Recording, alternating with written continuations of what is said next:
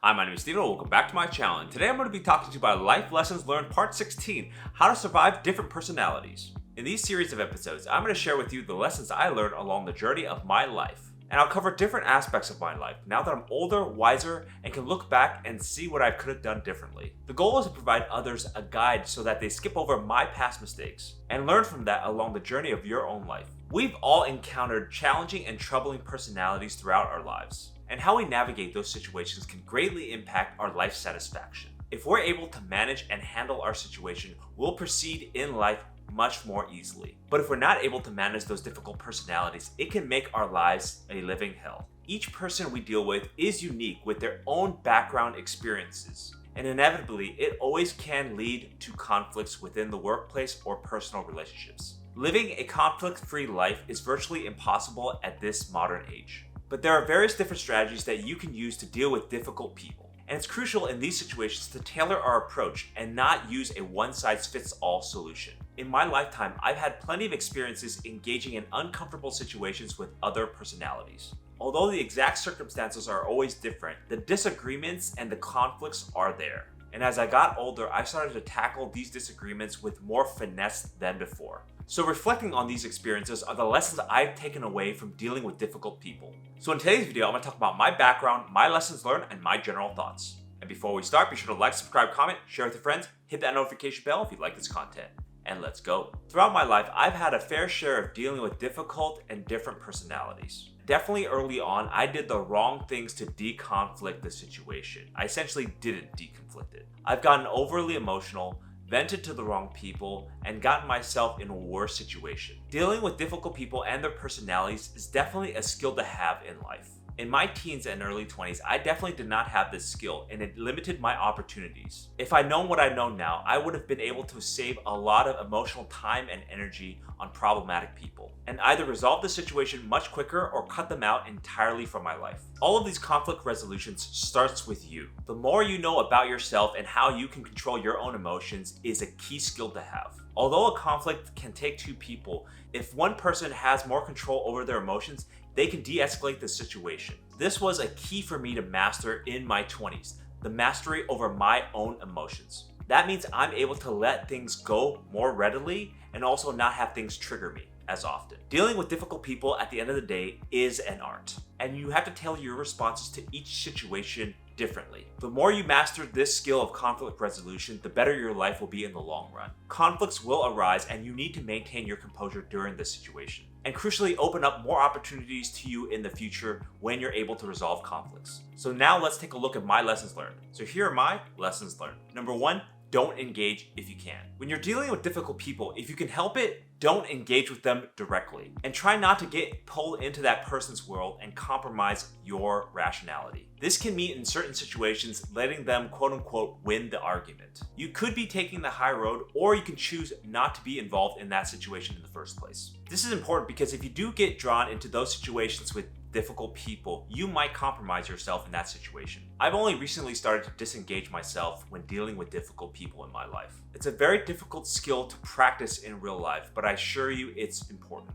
Most of the time when you're dealing with difficult people, you are going to be in an active fight or flight mode. And your brain might be telling you to fight back at all costs, but I assure you this is not always the best answer. Try not to engage, be a sponge, and try to absorb it if possible. The best way to handle this is to practice meditation and to try to know yourself really well. And if you can, take the other person's perspective in mind if at all possible. This will allow you to not engage with difficult people during an argument or a frustrating moment. And this way you can possibly maintain your neutrality and objectivity. So whenever possible, keep your composure and don't engage with that difficult person. Number 2, take time. Take time to reflect on your thoughts, feelings, and actions after you've dealt with difficult people. You are going to be coming out of an emotional situation and you need to process what just happened. It's never easy coming out of that situation and you might need to decompress. This process also helps you to understand what happened, what went wrong, and what are the next steps. And crucially, it lets your emotions cool down a bit before you get back into that situation. When handling difficult situations, sometimes you need that time to process. When I was younger, I was impatient and wanted to resolve things as fast as possible. This was a mistake because I needed time to cool off and think rationally about my next steps. As I've gotten older, I've come to understand that I need to take time and slow the heck down and give breathing room to myself and others to try to work through that situation. Sometimes the best course of action is to not intervene at all and just let time expand. Take as much time as you need to process through fully what you just experienced with that difficult person. And you need to make sure that this is uninterrupted time for you to just process through your thoughts. If you're distracted, it might take longer for you to resolve it. This is the best chance you have to understand and self-assess what happened. So take time after dealing with difficult people to get back some of your sanity. Number 3, writing it out. When you experience dealing with difficult people, write out what happened immediately after the situation. This can not only help you to process your emotions, but you'll get a detailed description of what happened. This can be very important in resolving he said, she said arguments. When you write things down, you slow the process that's happening inside your own head and really help clear up the sequence of events during that situation. Documentation helps us to identify the responsibilities that each of the party has in that situation. I've had to document a lot of my dealings with difficult people over the years. Most of the time, I do it because I need to understand where the issue ultimately lies. Was it from my own mistakes or was it on someone else entirely? I needed to understand what the root cause of the issue was. And over time, it becomes harder and harder to remember certain events that happened during our dealings with difficult people. So it's always important to try to get it down on paper as fast as you can. And writing it down also helps us to give us a path for future incidences as well. We can learn from our past mistakes. So my suggestion is to try to put it in a journal or in a notes app. Make sure you have readily access to it at all times. You'll realize that writing it down will be a very therapeutic process for you to process it. And you can also learn what you could do better for the future. Writing it down has always helped me, and I believe it's the best way to remember something. And that is one of the best lessons I've learned. Number 4, walk away. Unless your dealings with difficult people are one-off, you most likely have to deal with that person again. This is your chance. If you can do it, just walk away from that person. Walking away might look different depending on the situation you're in, but it's best if you can avoid that person. Because if you don't walk away, you might be dragged into a worse situation in the future and cause you to be compromised and have unintended consequences for the future. Because there are consequences to staying in a fight that you can't win. Both your names will be dragged in the mud. You might have to lose the battle to win the war of your sanity. When I was younger, my ego just didn't allow me to walk away from dealing with difficult people. I wanted to win. But that meant my dealings with difficult people didn't just end.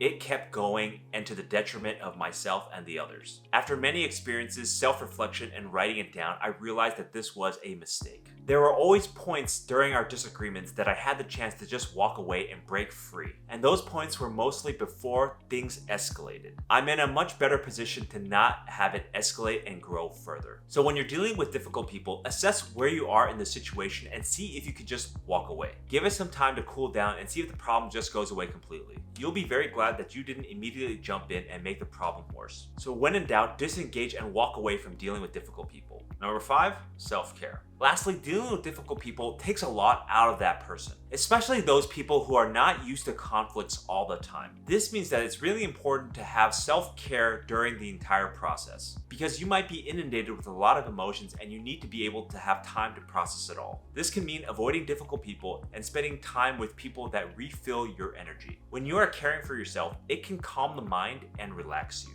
This can give you more clarity and perspective about the situation when dealing with difficult people. Usually nowadays, after I deal with difficult people, I just want to be alone for a long period of time just to process and practice self-care. I just want to relax and be as far away from the problem as I can while I'm recovering. Long walks to the park and just spending time reflecting on my thoughts. And crucially, try to make rational logic sense of it all. Self-care can look different for everyone, so find the routine that most relaxes you. Do things normally that takes your mind off of problematic things. And take as long as you need for this to work for you. There just isn't a need to rush the self-care process. So look to self-care when you're dealing with difficult people to make the experience less troubling for you. So here are my general thoughts on dealing with difficult people and personalities. The big picture goal of dealing with difficult people is to eventually know that they're coming a mile away.